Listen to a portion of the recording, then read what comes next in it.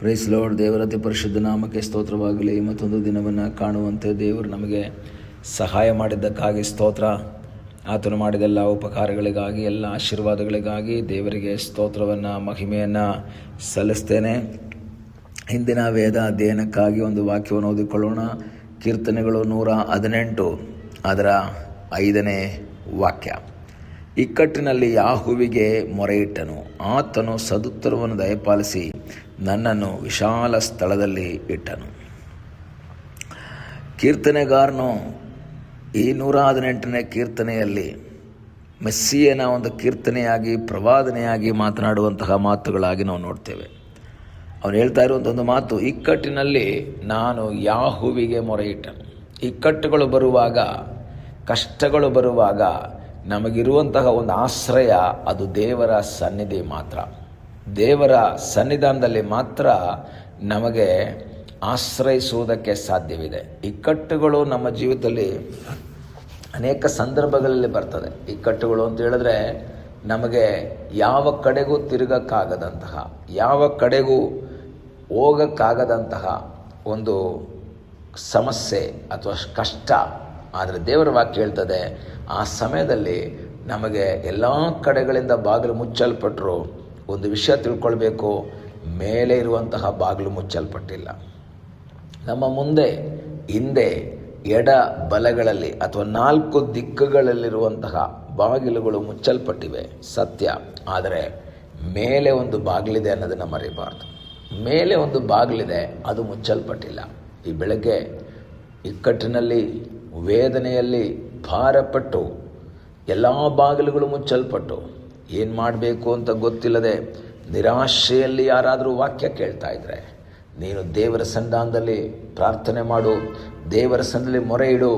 ಯಾಕೆಂದರೆ ಮೇಲಿರುವ ಬಾಗಿಲನ್ನು ಮುಚ್ಚೋದಕ್ಕೆ ಯಾರ ಕೈಯಲ್ಲೂ ಆಗಲ್ಲ. ನಿನ್ನ ಮುಂದೆ, ಹಿಂದೆ, ಎಡ ಬಲಗಳಲ್ಲಿರುವಂಥ ಬಾಗಿಲುಗಳನ್ನು ಒಂದು ವೇಳೆ ನಿನ್ನ ಸ್ನೇಹಿತರು, ನಿನ್ನ ಕುಟುಂಬ ವರ್ಗದವರು, ನಿನ್ನ ಸಂಬಂಧಿಕರು ಅಥವಾ ನಿನಗೆ ವಿರೋಧಿಗಳಾಗಿರೋರು ಅವರು ಮುಚ್ಚಬಹುದು. ಒಂದು ವೇಳೆ ನಿನ್ನನ್ನು ಮುಂದಕ್ಕೆ ಬಿಡದ ಹಾಗೆ ನಿನ್ನ ಮುಂದೆ ಬಾಗಿಲನ್ನು ಅವರು ಕ್ಲೋಸ್ ಮಾಡಬಹುದು. ಆದರೆ ಮೇಲೆ ಒಂದು ಬಾಗಿಲಿದೆ, ಪರಲೋಕದಲ್ಲಿ ಒಂದು ಬಾಗಿಲಿದೆ. ಆ ಬಾಗಿಲನ್ನು ಮುಚ್ಚೋದಕ್ಕೆ ಈ ಲೋಕದಲ್ಲಿ ಯಾರಿಗೂ ಸಾಧ್ಯವಿಲ್ಲ. ಆ ಬಾಗಿಲು ನಿನಗಾಗಿ ತೆರೆಯಲ್ಪಟ್ಟಿದೆ. ನೀನು ಮೊರೆ ಇಡುವುದಾದರೆ ನಿನ್ನ ಶಬ್ದ ಕೇಳುವುದಕ್ಕೆ ಸದಾ ಸಿದ್ಧವಾಗಿರುವಂತಹ ಒಬ್ಬ ದೇವರಿದ್ದಾನೆ. ನಿನ್ನ ಶಬ್ದವನ್ನು ಕೇಳಿ ನಿನಗೆ ಬಿಡುಗಡೆಯನ್ನು ಕೊಡುವುದಕ್ಕೆ ಶಕ್ತನಾದ ಒಬ್ಬ ದೇವರಿದ್ದಾನೆ. ನೀನು ಆತನಲ್ಲಿ ಆಶ್ರಯಿಸಿ ಪ್ರಾರ್ಥನೆ ಮಾಡುವುದಾದರೆ ಆತನು ನಿನಗಾಗಿ ಅದ್ಭುತವನ್ನು ಮಾಡ್ತಾನೆ. ಕೀರ್ತನೆಗಾರನು ಹೇಳ್ತಾನೆ, ಇಕ್ಕಟ್ಟಿನಲ್ಲಿ ಯಾಹುವಿಗೆ ಮೊರೆ ಇಟ್ಟೆ. ನೀನು ಮನುಷ್ಯನಲ್ಲಿ ಮೊರೆ ಇಡಬೇಡ, ಮನುಷ್ಯನ ಮುಖವನ್ನು ನೋಡಬೇಡ, ಮನುಷ್ಯರಲ್ಲಿ ಭರವಸೆ ಇಡಬೇಡ. ನಿನ್ನ ಇಕ್ಕಟ್ಟಿನ ಮಧ್ಯದಲ್ಲಿ ನೀನು ಕರ್ತನಿಗೆ ಮೊರೆ ಇಡು, ದೇವರ ಬಳಿಯಲ್ಲಿ ಮೊರೆ ಇಡು. ಆತನು ನಿನಗಾಗಿ ಅದ್ಭುತವನ್ನು ಮಾಡ್ತಾನೆ. ಆತನೇನು ಮಾಡಿದ್ನಂತೆ, ಆತನು ಸದುತ್ತರವನ್ನು ದಯಪಾಲಿಸಿ ನನ್ನನ್ನು ವಿಶಾಲ ಸ್ಥಳದಲ್ಲಿ ಇಟ್ಟನು. ನಾನು ಪ್ರಾರ್ಥನೆ ಮಾಡಿದಾಗ, ನಾನು ಮೊರೆ ಇಟ್ಟಾಗ, ನಾನು ಕಣ್ಣೀರಿಟ್ಟಾಗ ನನ್ನ ಸದುತ್ತರವನ್ನು ಕೇಳಿದಂತಹ ಒಬ್ಬ ದೇವರಿದ್ದಾನೆ. ನನ್ನ ಪ್ರಾರ್ಥನೆಗೆ ಕಿವಿಗೊಟ್ಟಂತಹ ಒಬ್ಬ ದೇವರಿದ್ದಾನೆ. ಆತನು ನನ್ನ ನನಗೆ ಸದುತ್ತರವನ್ನು ಕೊಟ್ಟನು. ನನ್ನ ಮೊರೆಯನ್ನು ಕೇಳಿ ನನಗೆ ಸದುತ್ತರವನ್ನು ಕೊಟ್ಟು ಏನು ಮಾಡಿದನಂತೆ, ನನ್ನನ್ನು ವಿಶಾಲ ಸ್ಥಳದಲ್ಲಿಟ್ಟನು. ನನ್ನ ಇಕ್ಕಟ್ಟುಗಳನ್ನು ನೀಗಿಸಿದನು. ಇಕ್ಕಟ್ಟಿನ ಮಧ್ಯದಲ್ಲಿಯೂ ಸಹ ನಮ್ಮ ಜೀವಿತದಲ್ಲಿ ವಿಶಾಲತೆಯನ್ನು ಕೊಟ್ಟಂತಹ ಸರ್ವಶಕ್ತನಾದ ಒಬ್ಬ ದೇವರಿದ್ದಾನೆ. ಈ ದಿವಸ ನೀನು ಆತನಲ್ಲಿ ಆಶ್ರಯಿಸುವುದಾದರೆ ಆತನು ನಿನಗಾಗಿ ವಿಶಾಲತೆಯನ್ನು ಕೊಡುವಂತಹ ದೇವರಾಗಿದ್ದಾನೆ. ಇಕ್ಕಟ್ಟುಗಳು ಬಂದಾಗ ಅನೇಕರು ಗುಣಗುಟ್ತಾರೆ, ಆದರೆ ವಿಶಾಲತೆಯನ್ನು ಕೊಡುವ ದೇವರು. ಇಸ್ರಾಯೇಲ್ ಮಕ್ಕಳು ಕೆಂಪು ಸಮುದ್ರದ ಮುಂದೆ ಬಂದಾಗ ಇಕ್ಕಟ್ಟಿಗೆ ಸಿಕ್ಕಾಕೊಂಡಿದ್ದಾರೆ. ಮುಂದೆ ಕೆಂಪು ಸಮುದ್ರ ಇದೆ, ಹಿಂದೆ ಫರೋಹನ ಸೈನ್ಯ ಅವರನ್ನು ಬೆನ್ನಟ್ಟಿ ಬರ್ತಾ ಇದೆ. ಎಡಬಲಗಳಲ್ಲಿ ದೊಡ್ಡ ಬೆಟ್ಟ ಗುಡ್ಡಗಳಿವೆ, ಎಲ್ಲೂ ಹೋಗೋದಕ್ಕೆ ಸಾಧ್ಯವಿಲ್ಲ. ಮುಂದೆ ಹೋದರೆ ಅವರು ಸಮುದ್ರದಲ್ಲಿ ಮುಳುಗಿ ಸಾಯಬೇಕು.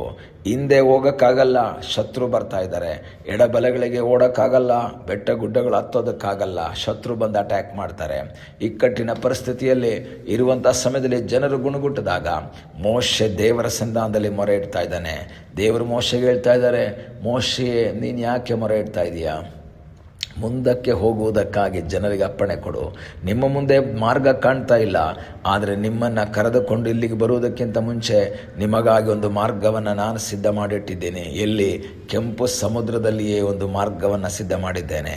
ಈ ಬೆಳಗ್ಗೆ ವಾಕ್ಯವನ್ನು ಕೇಳುವಂತಹ ಪ್ರಿಯ ದೇವರ ಮಕ್ಕಳೇ, ನಿಮ್ಮ ಜೀವಿತದಲ್ಲಿ ಮಾರ್ಗ ಕಾಣದೆ, ಇಕ್ಕಟ್ಟಿನ ಪರಿಸ್ಥಿತಿಗಳಲ್ಲಿ ನಿರಾಶರಾಗದೆ, ಗುಣಗುಟ್ಟದೆ ಮೊರೆ ಇಡುವುದಕ್ಕೆ ನಾವು ತಯಾರಾಗುವುದಾದರೆ, ಮೊರೆ ಇಡುವುದಕ್ಕೆ ನೀವು ತಯಾರಾಗುವುದಾದರೆ, ನಿಮಗಾಗಿ ಒಂದು ಹೊಸ ಮಾರ್ಗವನ್ನು ತೆರೆಯುವ, ನಿಮ್ಮ ಇಕ್ಕಟ್ಟನ್ನು ನೀಗಿಸಿ ನಿಮಗೊಂದು ವಿಶಾಲ ಸ್ಥಳವನ್ನು ಕೊಟ್ಟು ನಿಮ್ಮ ಇಕ್ಕಟ್ಟನ್ನು ಇಲ್ಲದೆ ಮಾಡಿ ನಿಮಗೆ ಜಯ ಕೊಡುವಂತಹ ಒಬ್ಬ ದೇವರು ಜೀವಿಸ್ತಾ ಇದ್ದಾನೆ. ಇಸ್ರಾಯೇಲ್ ಮಕ್ಕಳನ್ನು ಆ ಕೆಂಪು ಸಮುದ್ರದಲ್ಲಿ ಒಣ ನೆಲವನ್ನಾಗಿ ಮಾಡಿ ಆಚೆ ದಡಕ್ಕೆ ಅವರನ್ನು ತಲುಪಿಸಿದ್ದೇ ಆದರೆ ಆತನು ಇಂದಿಗೂ ಜೀವಿಸ್ತಾ ಇದ್ದಾನೆ. ಆತನು ನಿನ್ನ ಜೀವಿತದಲ್ಲಿ ಅದ್ಭುತವನ್ನು ಮಾಡ್ತಾನೆ. ಇಕ್ಕಟ್ಟಿನಲ್ಲಿ ಗುಣಗುಟ್ಟಬೇಡ, ಇಕ್ಕಟ್ಟಿನಲ್ಲಿ ನಿರಾಶೆಯ ಮಾತನ್ನು ಹೇಳ್ಬೇಡಿ. ನೀವು ದೇವರ ಸಲ್ಲಿ ಮೊರೆ ಇಡುವುದಾದರೆ ಆತನು ನಿನಗೆ ಉತ್ತರವನ್ನು ಕೊಡ್ತಾನೆ. ಆತನು ಉತ್ತರವನ್ನು ಕೊಟ್ಟು ನಿನ್ನನ್ನು ವಿಶಾಲ ಸ್ಥಳದಲ್ಲಿಡುವಂತಹ ಸರ್ವಶಕ್ತನಾದ ಒಬ್ಬ ದೇವರಾಗಿದ್ದಾನೆ. ಕಣ್ಣುಗಳನ್ನ ಮುಚ್ಚೋಣ, ಪ್ರಾರ್ಥನೆ ಮಾಡೋಣ. ನಮ್ಮನ್ನು ಬಹಳವಾಗಿ ಪ್ರೀತಿ ಮಾಡುವ ಪರಲೋಕದ ತಂದೆಯಾದ ದೇವರೇ, ಈ ಸಮಯಕ್ಕಾಗಿ ಸ್ತೋತ್ರ. ಈ ಸಮಯದಲ್ಲಿ ಮತ್ತೊಂದು ಆವರ್ತಿ ನಿನ್ನ ಸಂಧಾನಕ್ಕೆ ನಾವು ಬಂದಿದ್ದೇವೆ. ತಲೆಬಾಗಿರುವಂಥ ನಿನ್ನ ಮಕ್ಕಳನ್ನ ಆಶ್ರಿತ ಮಾಡು. ಇಕ್ಕಟ್ಟಿನಲ್ಲಿ, ವೇದನೆಯಲ್ಲಿ, ನಿರಾಶೆಯಲ್ಲಿ ಹಾದು ಹೋಗ್ತಾ ಇರೋರಿದ್ದರೆ ಅಪ್ಪ, ಅವರಿಗೆ ಉತ್ತರವನ್ನು ಕೊಟ್ಟು ದೇವರೇ ಅವರನ್ನು ವಿಶಾಲ ಸ್ಥಳಕ್ಕೆ ನಡೆಸು ಎಂಬುದಾಗಿ ನಾವು ಪ್ರಾರ್ಥಿಸ್ತೇವೆ. ಪ್ರಾರ್ಥನೆಯನ್ನು ಕೇಳಿದ್ದಕ್ಕಾಗಿ ನಿನಗೆ ಸ್ತೋತ್ರ. ಯೇಸುವಿನ ಮುದ್ದಾದ ಹೆಸರಿನಲ್ಲಿ ಬೇಡುತ್ತೇವೆ ತಂದೆಯೇ, ಆಮೇನ್. God bless you.